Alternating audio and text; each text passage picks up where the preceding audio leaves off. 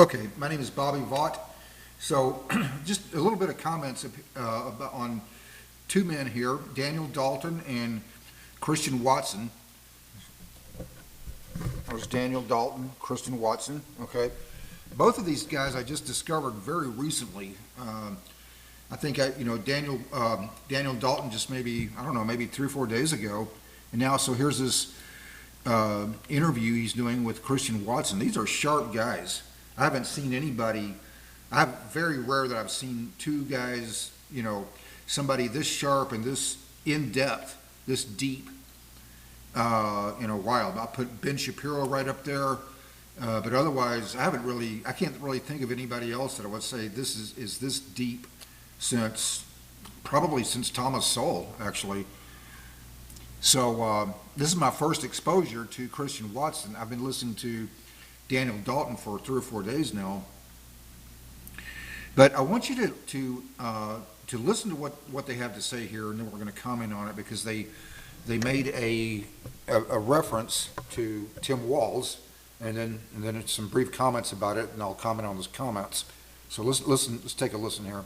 You've seen this clip, but I'd love to get your take on it. This is Tim Walz. I think we need to push back on this. There's no guarantee to free speech on misinformation or hate speech, and especially around our democracy.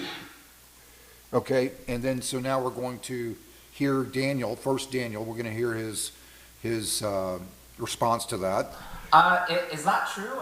Because from what I understood, free speech was unlimited. That you could say anything you want. And that include, for me, for example, and I don't know if you agree, but I would prefer someone to say something nasty, and for me to say, you know what, at least I know you believe that radical thing. I don't have to agree with it, but you have the right to speak it. But now he's saying, even who decides what's disinformation? Who decides what's true? What are your thoughts on what Walz is saying, and does that align with what you were saying earlier about what's going on in the UK? Okay, there's a comment on that. Unfortunately, we're not going to be able to go through this entire video here. I'm not going to comment on what Christian Watson said here, because they're just, time constraints. I don't want to make this too long here. But just commenting on that comment, he's exactly, so here's Daniel Dalton, he's exactly on target. So this is something that happens that many of us have noticed in just this new trend in recent years, use of the word hate speech.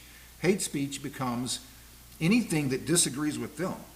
I've experienced this numerous times just in my own, social media conversations, dialogue. No matter how on issue you remain, hate speech becomes anything that disagrees with the left. Fox is hate speech. I had in their minds.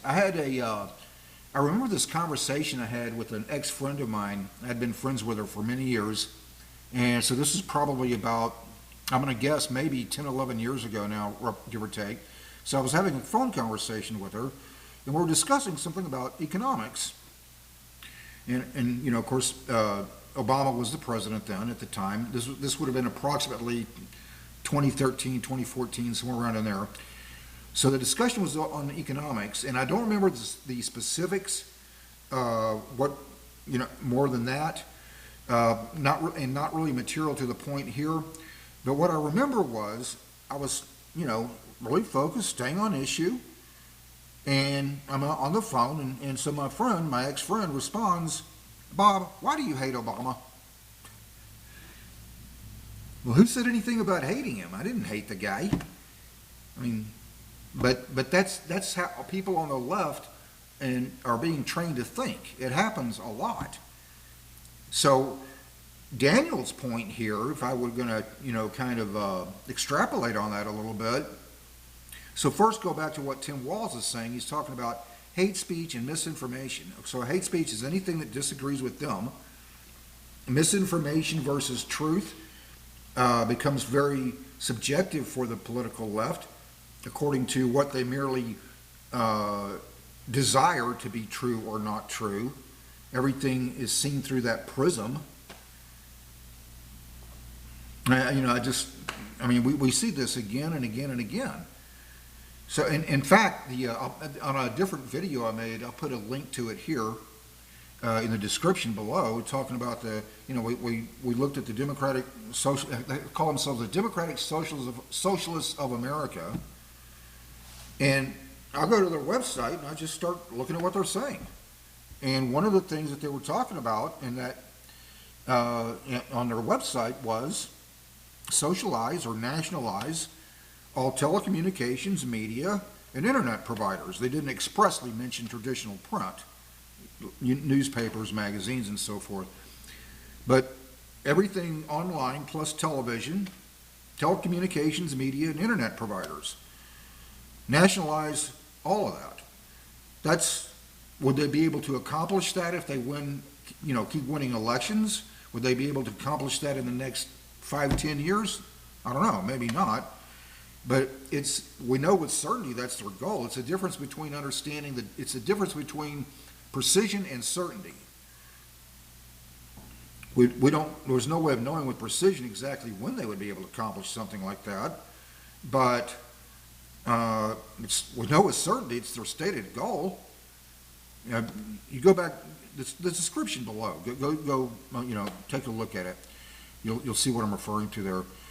But in any event, so everything, what's hate or truth, or hate versus truth, or misinformation versus truth, et cetera, becomes